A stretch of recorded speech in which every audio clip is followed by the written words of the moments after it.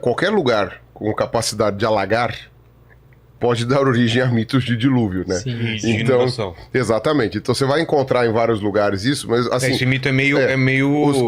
eu garanto, você não tem mito de dilúvio nos povos da Patagônia. Eu garanto pra você que você não tem mito de dilúvio. Você não tem mitos de dilúvio entre os povos do Saara, nem dos povos do Kalahari. Mito de dilúvio é sempre em lugares que podiam alagar. Então você vê aquela região ali perto da confluência do Tigre e do Eufrates.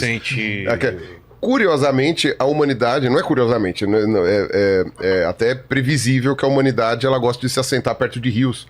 Né? Então você tem o Nilo, você tem o Yangtze, você tem o Indo, você tem o Gangue, você tem o Tigre e Eufrates e tal. E são perto de rios. E rio alaga, né? Então não é à toa. De forma imprevisível, né? Inclusive, dependendo da situação, por exemplo, o Tigre Eufrates, a água do Tigre Eufrates, ela vem do Cáucaso. E o Cáucaso, às vezes, ele rola uns degelos meio violentos. No Rio Indo, você tem as monções, que acabam fazendo efeitos climáticos interessantes. Então é muito comum que você encontre mitos de dilúvio, histórias de dilúvio, em populações que viviam em regiões próximas a grandes rios.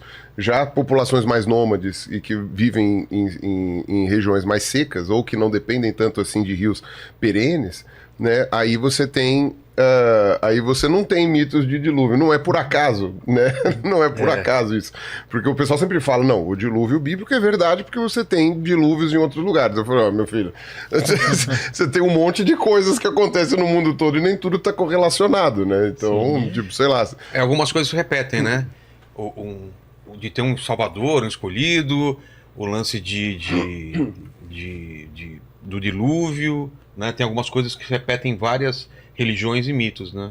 Tem muitas coisas, muitos paralelos e tem diferentes abordagens desses paralelos também, né? Não dá para explicar isso de uma única forma. Mas, por exemplo, você tem duas linhas, pelo menos, básicas, né? Que é que, a primeira, um povo contou uma história e essa história chegou esse povo viajou para outro lugar, ou outro lugar é de descendentes desse povo, ou por contato, né, de populações. Então você poderia ter um mito de dilúvio, sei lá, no Saara, mas que chegou de uma região onde que se originou numa região onde acontecia inundações, né? Então você tem as pessoas viajam por aí e elas levam não só os seus corpos, mas as suas ideias, suas crenças, suas práticas, seus ritos, etc. Então tem esse difusionismo, né? Que pode explicar muitas dessas histórias. A gente pode até voltar depois na questão do dilúvio para pegar um exemplo específico. Mas a outra possibilidade seria que nós somos o mesmo bicho, né? O Homo sapiens é o mesmo em qualquer lugar.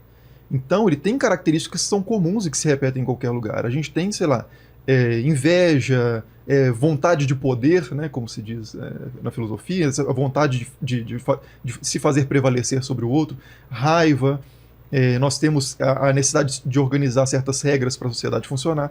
Então todos esses mesmos dramas humanos, por assim dizer, eles acontecem em qualquer lugar do planeta. Prestígio tem até em chimpanzé. Quer ter prestígio na sociedade ali. Ser popular? Exato. Se você não é popular, eles ficam mais deprimidos, eles perdem os pelos, eles falam... É verdade, tem isso em outros primatas. Aceitação. Alguns só tem a mãe. Olha, você vê, até nisso parece com o ser humano. Total. É bem... Então, se as vontades, né, as nossas vontades são parecidas, se as nossas necessidades são parecidas, as histórias que a gente vai contar também podem ser parecidas. Né? Os deuses que a gente precisa vão ser parecidos. A gente precisa de um deus da chuva, por exemplo, se a gente está num contexto de agrícola, principalmente. Né?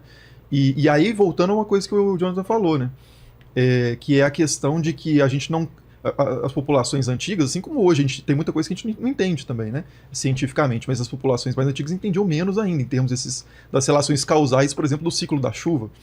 Então, assim, se você que não energia entende... escura, o que, né? A gente não sabe, e pode preencher com mito também. Pode.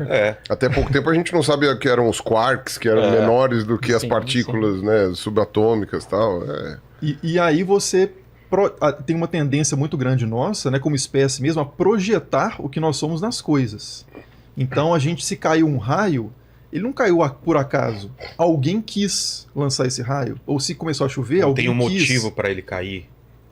Você não aceita barato, assim, que de repente apareceu um negócio absurdo O no que eu céu, fiz, com o que barulho. nós fizemos para merecer isso. É um castigo? É uma bênção? Exato. Começa a ter essa ideia, né, de punição e É uma relação. recompensa. Começa, o que se desenvolve a partir disso, né? E principalmente esses grandes eventos. Você pensar um trovão, principalmente se você está numa situação de desamparada, assim, você não tem um teto que te proteja, você não tem. Enfim, principalmente proteção de qualquer forma. Dá um trovão, um raio, aquilo te assusta. É uma manifestação de poder. Na história das religiões, isso tem até um nome específico, que é cratofania. Que é a manifestação de poder. Kratos do Kratos lá de God of War, né? Na verdade, por sua vez, vem do... mas mesmo? A palavra Kratos significa poder, né? Aí, como democracia, né? Poder do povo e tal. Então, quando uma realidade ela se impõe sobre você. Não tem como você ver uma erupção vulcânica beleza, e seguir sua vida. Uma aurora boreal. Aquilo tá rolando ali, estourou o negócio ali. Aquilo é chocante. Tá quentinho, né?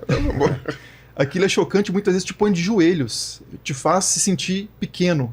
Você percebe algo que é muito maior do que você, aquilo gera um tremor e um fascínio. Outro conceito da história das religiões que é o mysterium tremendum et fascinans, que é algo que é misterioso, você não entende, e ele ao mesmo tempo te faz tremer e te atrai.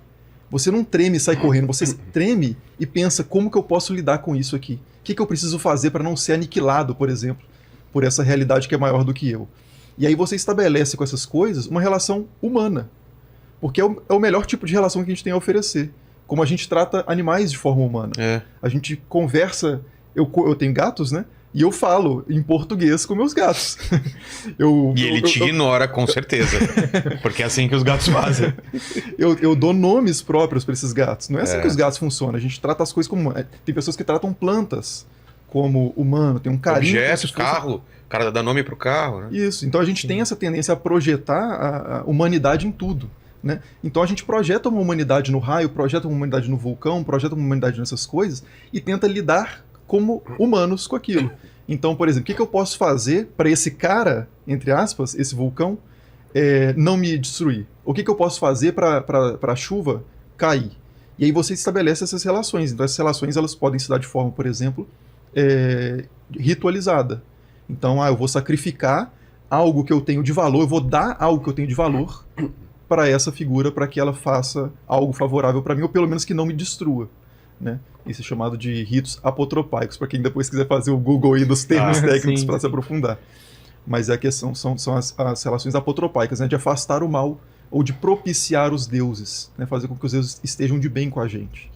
Né? Então, muito da religião surge daí também, dessa projeção de características humanas naquilo que a gente reconhece como maior. Né? E aí eu acho até interessante fazer um comentário sobre isso, que é quando a gente fala sobre história da religião, psicologia da religião, antropologia da religião, não necessariamente a gente quer reduzir a religião a algo meramente psicológico, ou meramente histórico, ou meramente antropológico. A gente está tentando entender como que nós, humanos, lidamos com essas coisas. Se essas coisas existem de fato, é outro assunto, mais para os teólogos, para cada uma das tradições. Mas, por exemplo, se existe algo maior ou não, o fato da gente relacionar de forma equivocada com isso não quer dizer que a coisa não exista. Né? Então é importante também fazer essa divisão entre os estudos naturalistas da religião, a gente vai até um certo ponto, mas isso não significa reduzir esse fenômeno a isso. Né? Então, o luminoso, né? Será que há de fato algo maior? Será que há algo que excede a matéria? Será que há algum tipo de personalidade que rege o universo? Isso aí a gente não chega, mas a gente tenta chegar, tanto religiosamente, né, quanto com a ciência ou filosoficamente.